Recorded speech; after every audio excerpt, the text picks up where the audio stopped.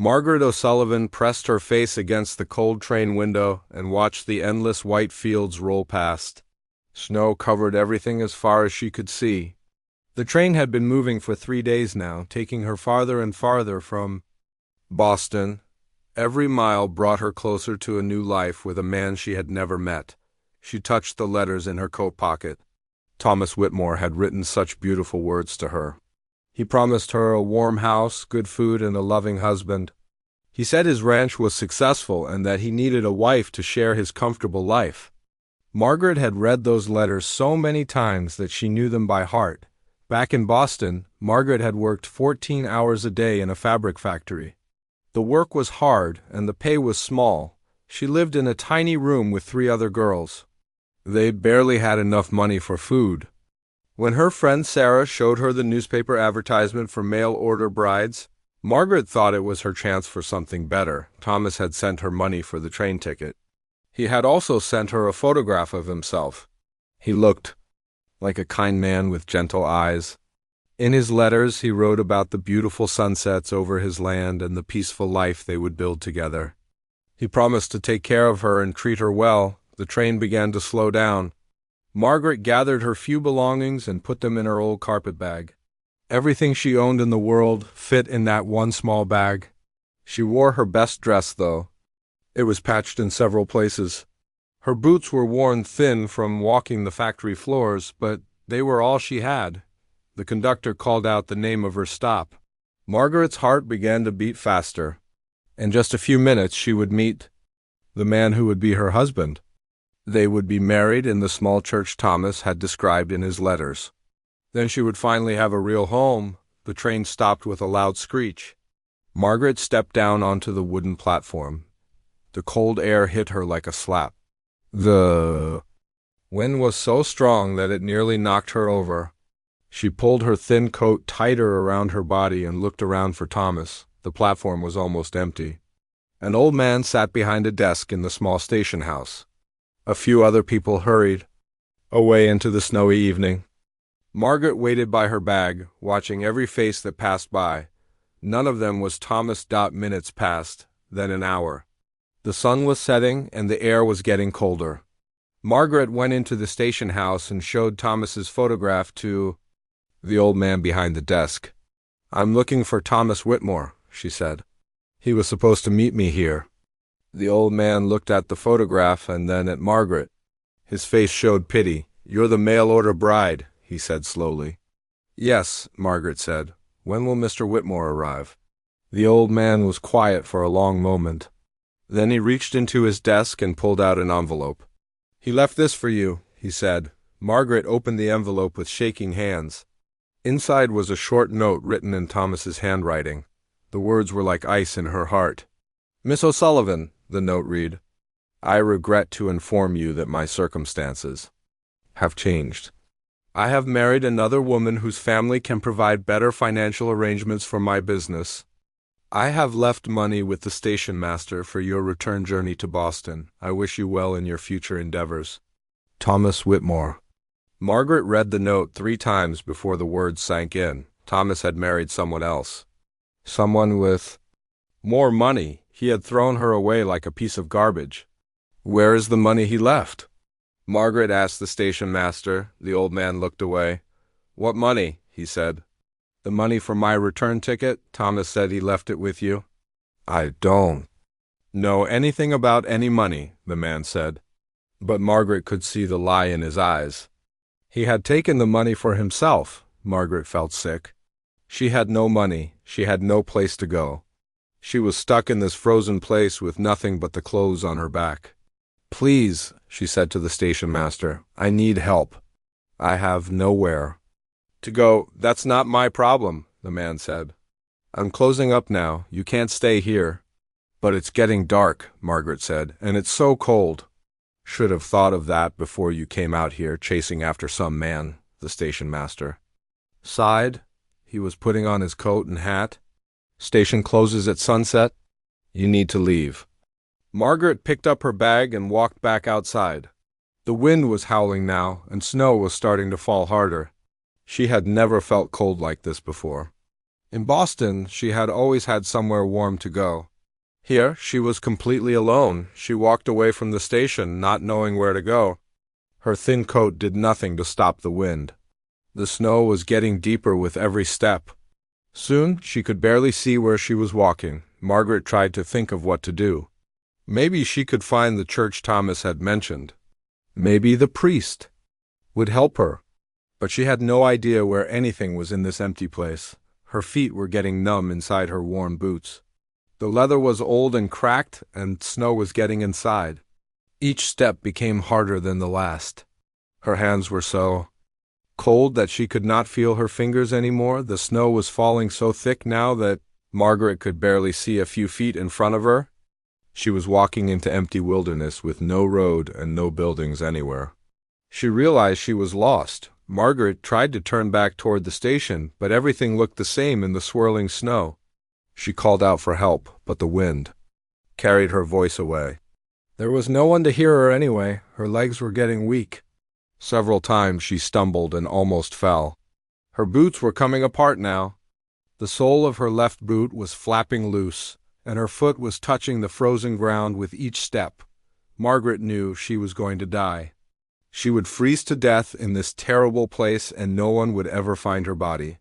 Thomas was probably sitting in his warm house with his new wife, not giving her a single thought. She fell down in the snow and could not get back up. Her whole body was shaking so hard that she could not control it. She could not feel her hands or feet anymore. The snow was covering her like a blanket. Margaret closed her eyes and thought about her mother, who had died when Margaret was just 16. Soon she would see her again. At least the pain would be over. She was drifting away when she heard the sound of horse hooves in the snow. Someone was coming. Margaret tried to call out, but her voice was just a whisper. She tried to wave her hand, but she could barely move. The horse hooves stopped near her. She heard a man's voice speaking in a language she did not understand. Strong hands lifted her up from the snow. She felt herself being wrapped in something warm and soft. Margaret opened her eyes for just a moment. She saw a man's face looking down at her with concern. His skin was dark and his long black hair was braided. He was not a white man. Margaret had never seen an Indian before, but somehow she was not afraid. The man lifted her onto his horse and held her against his chest. Margaret felt the warmth of his body and the warmth of the fur he had wrapped around her.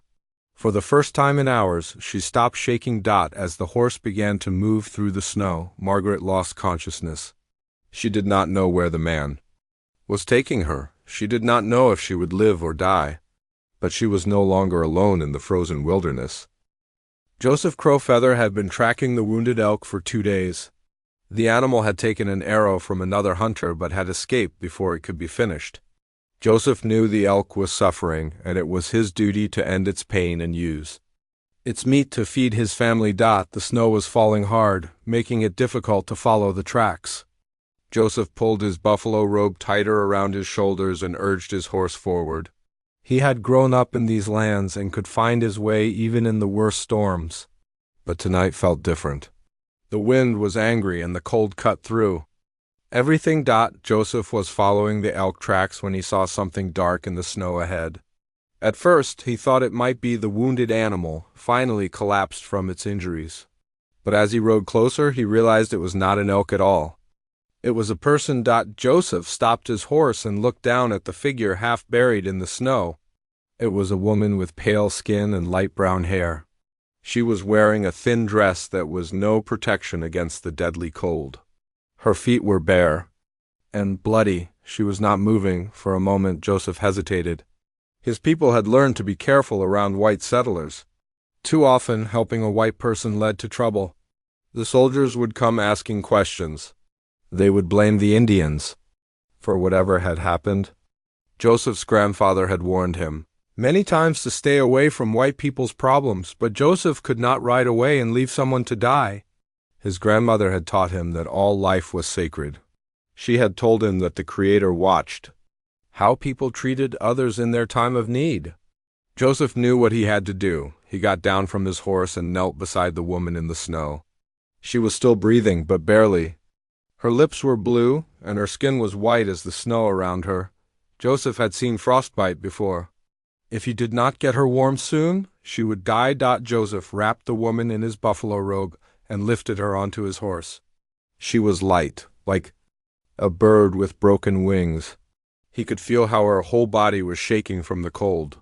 He held her against his chest and rode as fast as he could through the storm.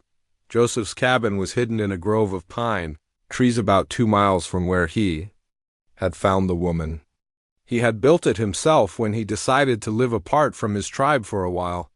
The cabin was small but warm, with a good fireplace and thick walls that kept out the wind. Joseph carried the woman inside and laid her on the bed near the fire. He added more wood to make the flames bigger and brighter. Then he looked at her feet and saw how badly they were frozen. The skin was white and hard. Some of her toes were turning black. Joseph had learned about treating frostbite from his grandmother, who was a medicine woman. First, he needed to warm the woman slowly. Too much heat too fast would cause more damage.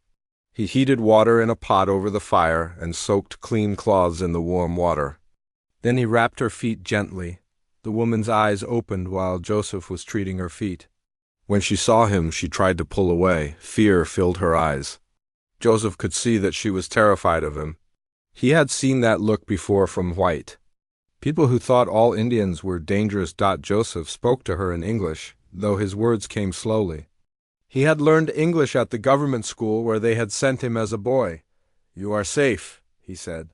"I will not hurt you." The woman stared at him but did not try to pull away again. She was too weak to move much. Joseph continued to tend to her feet, changing the warm cloths every few minutes. He also made tea from pine needles and honey to help warm her from the inside. "Drink," Joseph said, holding the cup to her lips. The woman drank the tea slowly.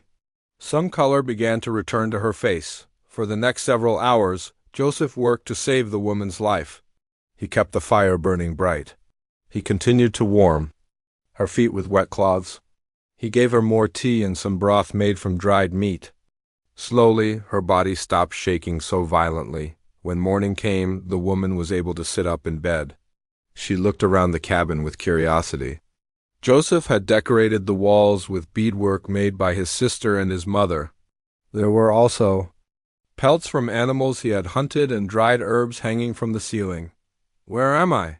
the woman asked. Her voice was weak but clear. "My cabin," Joseph said. "You were in snow, almost dead." The woman touched her feet under the blankets. "Are my feet ... Will they be all right?" Joseph nodded. "I think so, but you must be careful for many days." The woman looked at Joseph for a long moment. "You saved my life," she said. "Thank you." Joseph felt surprised. He had expected her to be afraid or angry that an Indian had touched her. Instead, she seemed grateful. "What is your name?" he asked. "Margaret," she said. "Margaret O'Sullivan." "I am Joseph." "Crowfeather," he said. "Why were you out in the storm?" Joseph asked. Margaret's face became sad. She told him about coming from Boston to marry a man she had never met. She told him about the letters and the promises.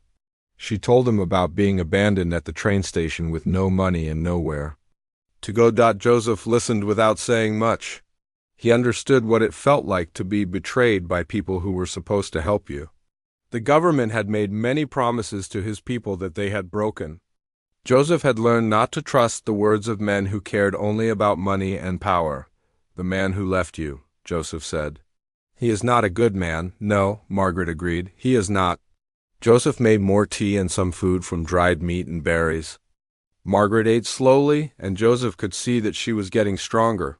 But he also saw sadness in her eyes that went deeper than her physical injuries. "What will you do now?" Joseph asked. Margaret shook her head. "I don't know. I have no money to go back to Boston. I have no family there anyway. I have nowhere to go."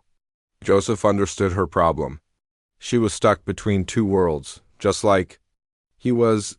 She could not go back to her old life, but she had no place in this new land either. "You can stay here until you are well," Joseph said.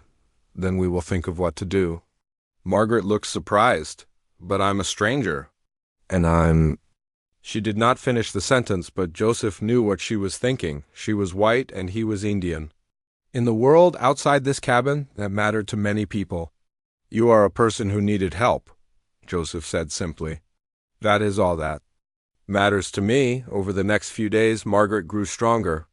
Joseph continued to care for her feet and bring her food and tea. He also began to teach her a few words in his language, and she helped him with his English. Joseph learned that Margaret was 22 years old and had been working in a factory since she was 16. She had no parents and no brothers or sisters. She had come west because she had nothing left to lose. Joseph told her about his life too. He had been sent to a government school as a child, where they had tried to make him forget his Indian ways.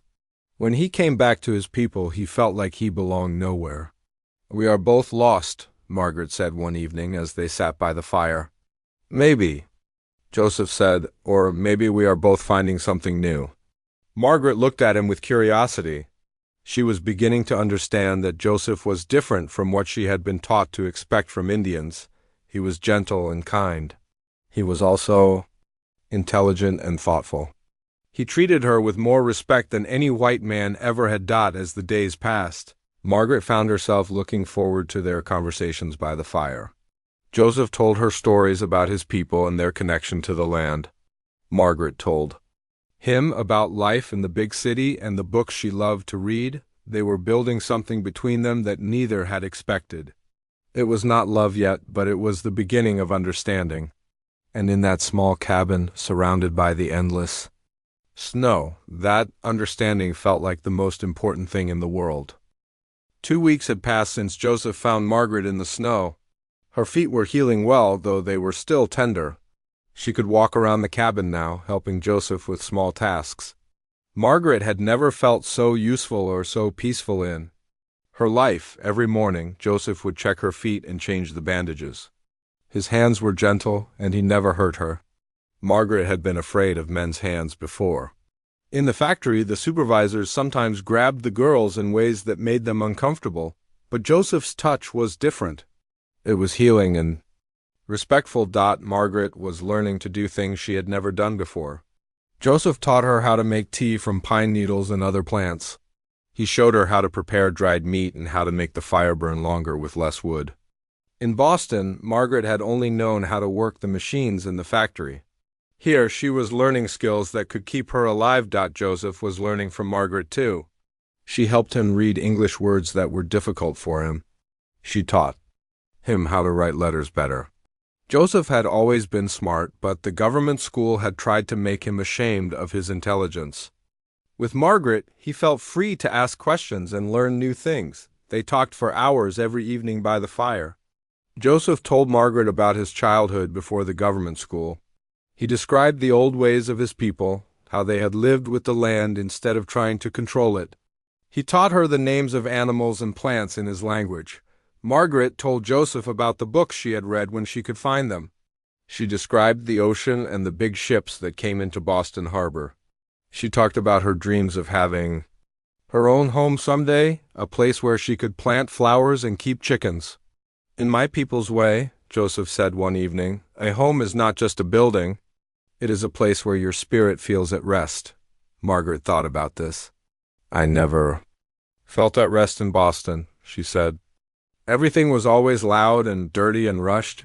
But here," she looked around the small cabin, "here feels peaceful." Joseph smiled. "This place has good energy." "I felt it when I first came here." Margaret was curious about Joseph's life. She learned that he had family in a Lakota village about 2 days' ride away. His parents and sister were still alive, and they worried about him living alone. But Joseph felt caught between two worlds. The government school had changed him, and he no longer fit perfectly with his tribe. "The white teachers told us that our Indian ways were wrong," Joseph explained. "They cut our hair and forbade us to speak our language. They said we had to become civilized. But when I came home, some of my people thought I had become too much like a white man." Margaret felt sad hearing this. "That must be very lonely." She said, "Yes," Joseph agreed.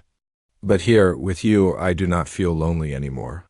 Margaret felt her heart beat faster when Joseph said this. She was beginning to have feelings for him that she had never expected. In Boston, she had dreamed of love, but she had never found it. The men she met were either too rough or too weak. Joseph was different. He was strong but gentle, intelligent.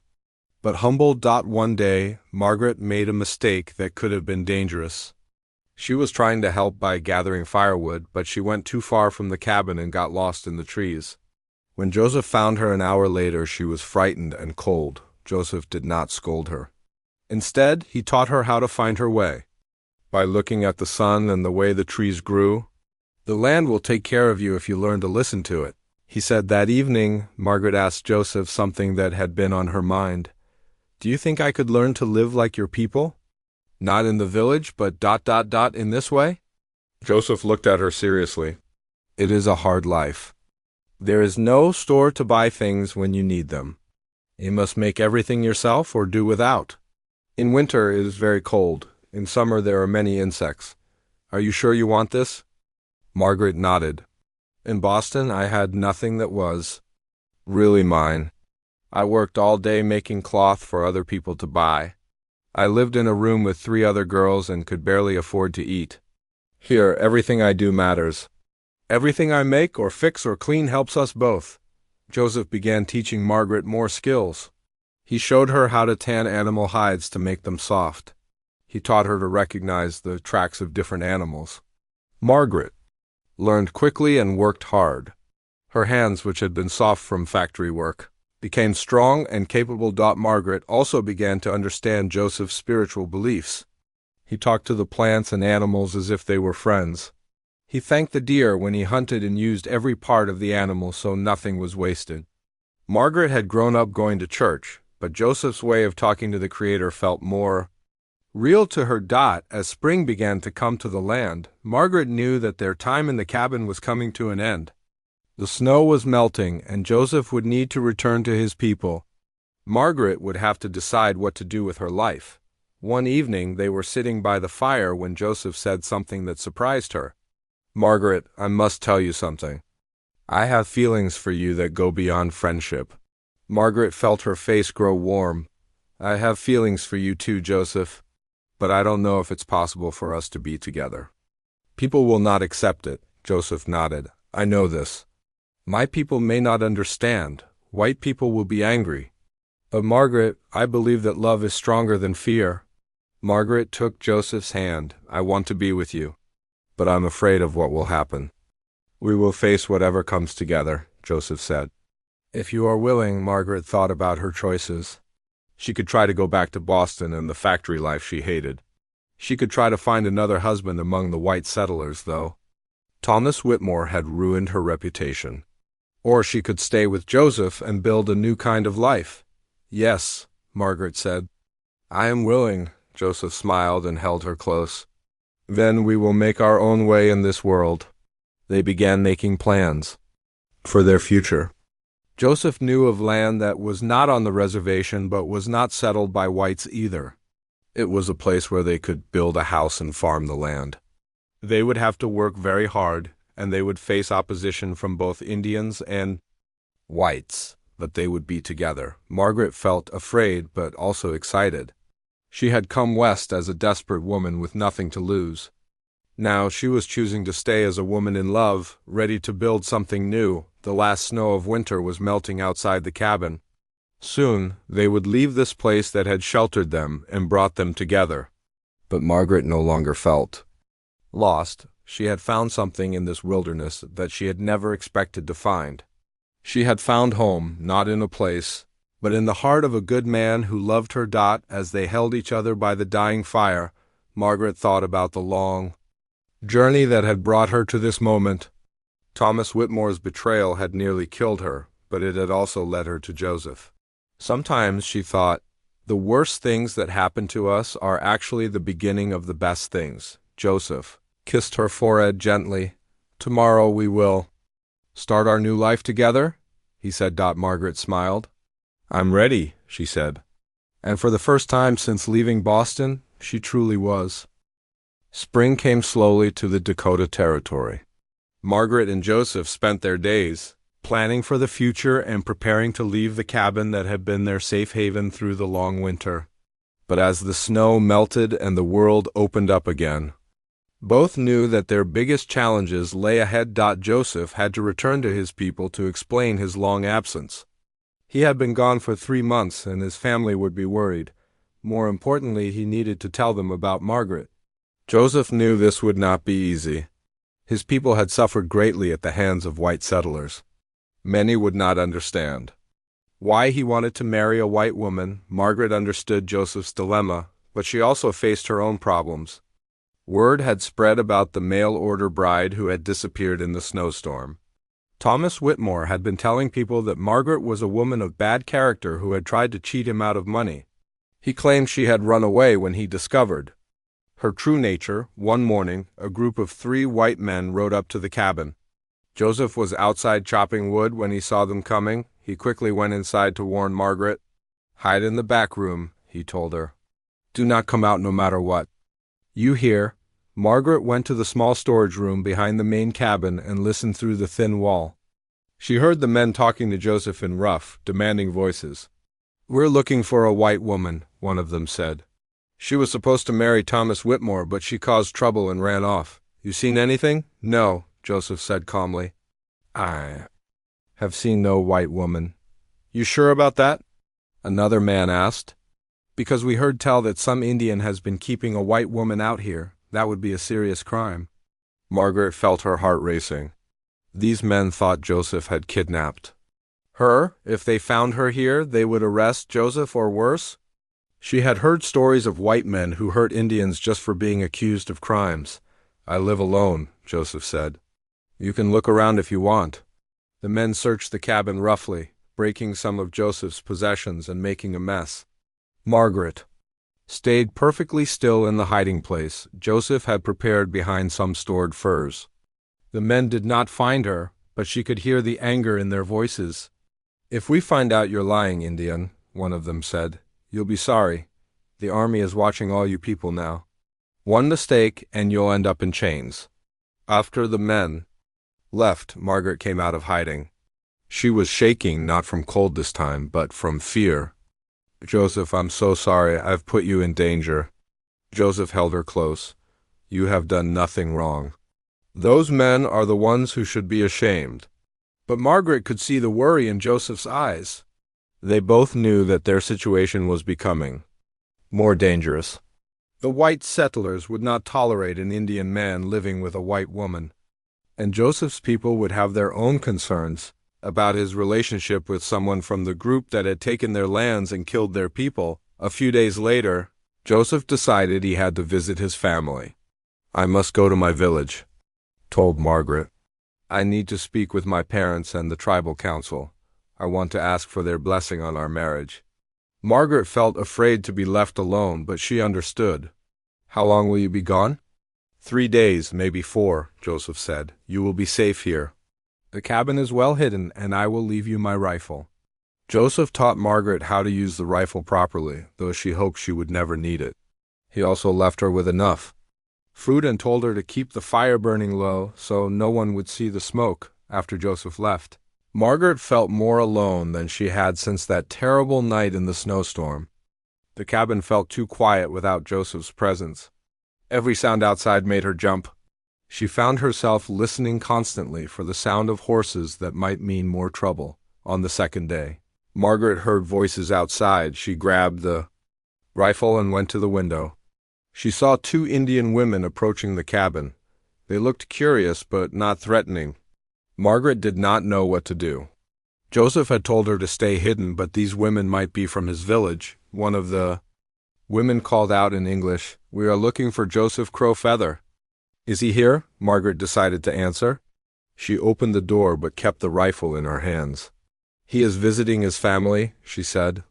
The 2 women looked at her with surprise. One was about Margaret's age and the other was older. They both had long black hair and wore dresses made of soft leather decorated with beautiful beadwork.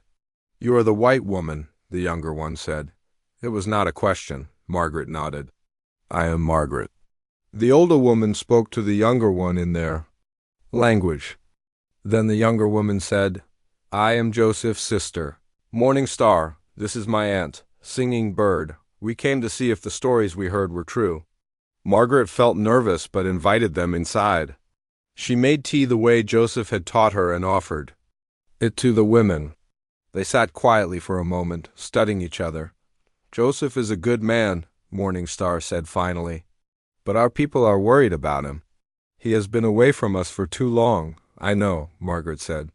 He is trying to find a way to live between both worlds. Singing Bird spoke in their language again. Morning Star translated. She says you look like a woman who has known hardship. She wants to know if you truly care for Joseph or if you are using him. Margaret thought carefully before answering. I love Joseph. He saved my life, but more than that, he showed me how to really live. I want to build a life with him, but I would never want to cause problems for his family. The women stayed for several hours. They asked Margaret many questions about her life and her intentions. Margaret answered honestly, telling them about her difficult past and her hopes for the future. She also showed them the skills Joseph had taught her, demonstrating how she could tan hide and identify medicinal plants when they were ready to leave. Morning Star said, You are not what we expected, but you seem sincere. My brother has always been different from other men. Maybe he needs a different kind of wife. Singing Bird nodded and spoke in her language. Morning Star smiled. She says you have kind eyes and strong hands. These are good qualities in a woman. After the women left, Margaret felt a little more hopeful. Joseph's family had not rejected her completely. But she knew that acceptance would take time, if it came at all. When Joseph returned the next day, he looked tired and troubled. Margaret could see that his visit had not gone well. What happened? She asked. Joseph sat down heavily by the fire. The tribal council is divided. Some of the older members think I should not marry outside our people. They worry that it will bring trouble from the soldiers. Others think that I should be free to choose my own path. And your family? My parents want me to be happy, but they are afraid for my safety. They have seen what happens to Indians who get too close to white settlements. My sister Morning Star spoke for you. She said you seem like a good woman. Margaret smiled. She visited me while you were gone. So did your aunt. Joseph looked surprised. They came here? Yes, they wanted to see for themselves what kind of person I am. I think I made a good impression. Joseph took Margaret's hands. I have made a decision. The tribal council cannot agree, and they cannot forbid me to marry you. I am a grown man, and I will choose my own wife. But Margaret, this means we will have to make our own way. We cannot live in the village, and we cannot live safely among the white settlers. Margaret had been thinking about this too. Where will we go? There is a place I know, about a day's ride from here. It is on the border between Indian and white. Lands, no one really claims it. We could build a house there and start a farm. It will be hard work, and we will be alone, but we will be free. Margaret thought about what this meant. They would be giving up the safety of both communities. They would have to depend entirely on each other. It was frightening, but it was also exciting. I'm willing to try, Margaret said. But Joseph, are you sure? You would be giving up your people for me. Joseph shook his head. I am not giving up my people. I am choosing to create something new. Maybe someday others will understand. Maybe our children will grow up in a world where love matters more than the color of someone's skin. Margaret felt tears in her eyes. You really want to have children with me? Yes, Joseph said. I want to build a family with you. I want to teach our children the best of both worlds. They spent the rest of the evening making plans. They would leave in 1 week, as soon as Joseph could gather the supplies they would need. They would take his horse and what money they had saved too, buy tools and seeds. They would build a new life from nothing but love and determination. As they lay together that night, Margaret thought about how much her life had changed. 6 months ago, she had been a lonely factory worker with no hope for the future. Now she was planning to marry a man she loved and start a family in the wilderness. It was not the life she had imagined, but it was better than anything she had ever dreamed. Margaret and Joseph were married on a warm spring morning by a traveling preacher who asked no questions about their different backgrounds. The ceremony took place under a large oak tree near their new homestead. Joseph's sister Morning Star came to witness the wedding, bringing with her a beautiful beaded necklace as a wedding gift. The preacher, a kind man named Father McKenna, had seen many unusual couples in his travels through the frontier. He believed that love was a gift from God, no matter what form it took. As he pronounced Margaret and Joseph husband and wife, Margaret felt a happiness she had never known was possible. Their new home was nothing more than a one-room cabin that Joseph had built with his own hands. It had a dirt floor, one window, and a fireplace made of stones from the nearby creek. To Margaret, it was the most beautiful house in the world, because it was theirs. The land they had claimed was in a valley between rolling hills. A small stream ran through their property, providing fresh water year-round. The soil was rich and black, perfect for growing crops.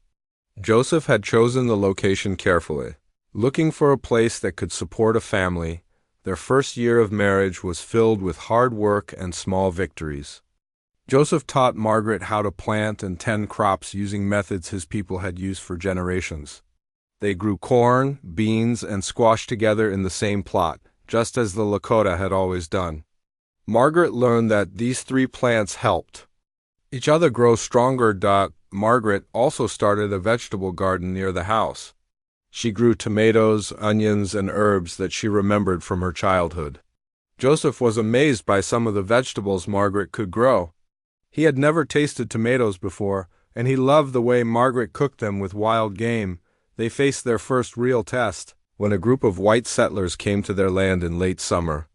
The men claimed that Indians had no right to own property and that Margaret was a fool for living with a savage.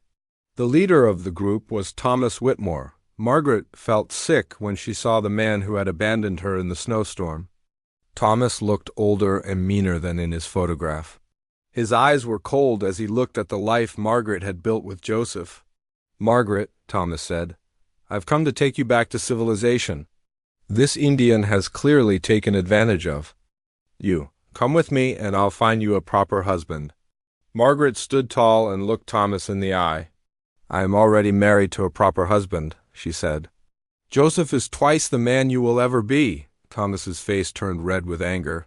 "You've, lost your mind, woman? No decent white woman would choose to live like this." Joseph stepped forward, placing himself between Margaret and the other men. "This is our land," he said calmly. "We have papers that prove it. You need to leave now." One of the men with Thomas laughed. "Papers? Who's going to respect papers signed? By an Indian?" "The territorial government will," Margaret said. She pulled out the deed they had filed in the county courthouse. Father McKenna had helped them navigate the legal system, and their claim was completely legitimate. Thomas looked at the papers with surprise. He had expected to find Margaret living as Joseph's captive, not as his legal wife on their own property. "This is not over," he said as the group rode away. "People around here don't take kindly to race mixing." After the men left, Joseph and Margaret held each other close. They both knew that Thomas would try to cause more trouble for them. But they also knew they had something Thomas could never understand, a marriage based on love and respect. Word of their confrontation with Thomas spread quickly through the nearby settlements.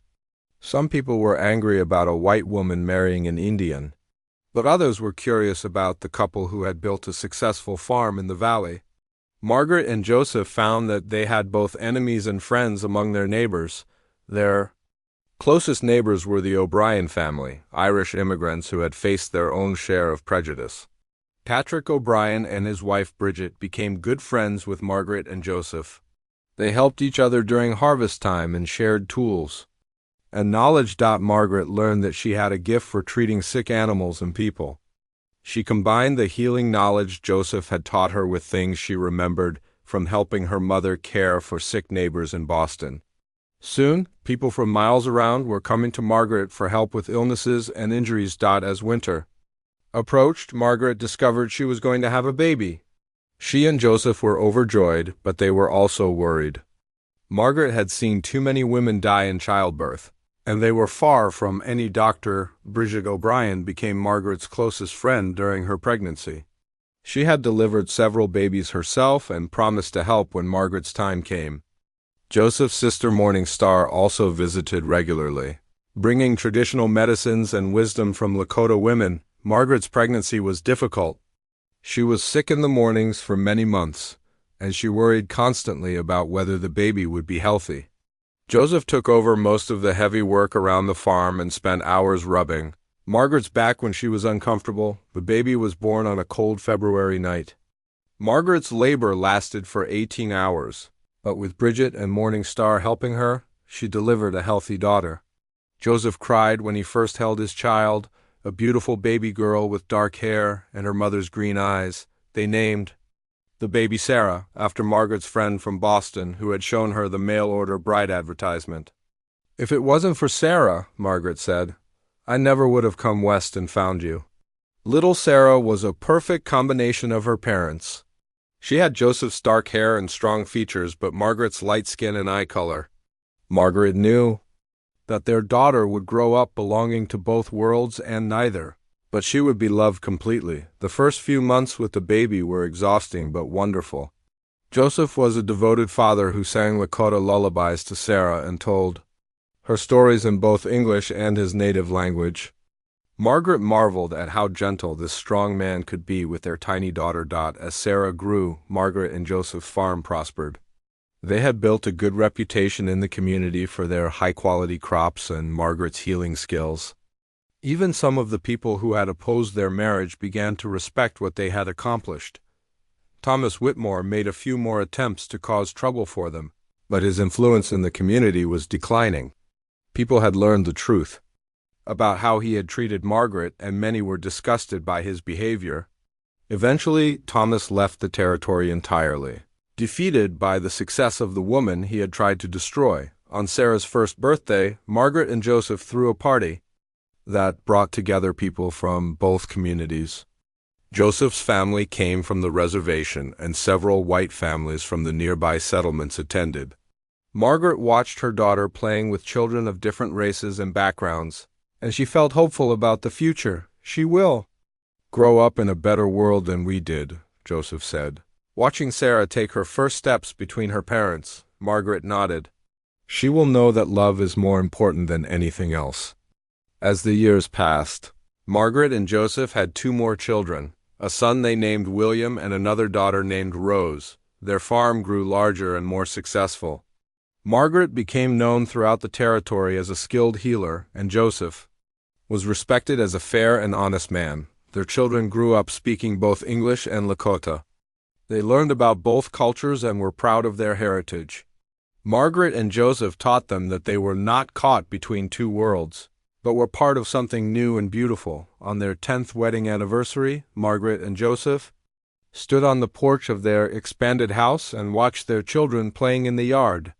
The little cabin had grown into a proper farmhouse with multiple rooms and a large kitchen where Margaret could prepare medicines and Joseph could craft furniture.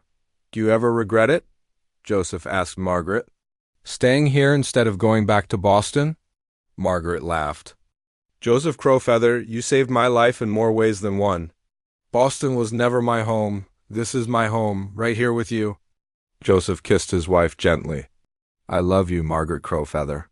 "And I love you," Margaret replied. They had built something beautiful together, a family, a farm, and a bridge between 2 worlds that had seemed impossible to cross.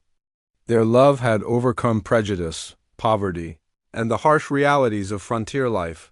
Margaret often thought about that terrible night when she had nearly died in the snowstorm. If Thomas Whitmore had kept his promise and married her, she would have had a comfortable but loveless life. Instead, his betrayal had led her to find true love and real happiness. Their children would grow up to become teachers, doctors, and community leaders. They would marry people of different backgrounds and continue to build bridges between communities. The love that Margaret and Joseph had fought so hard to protect would spread through generations, making the world a little bit better. The sun set over their valley, Margaret smiled at the thought that sometimes the worst things that happen to us are actually the beginning of the best things. Her abandoned mail-order bride adventure had become the greatest love story of her life.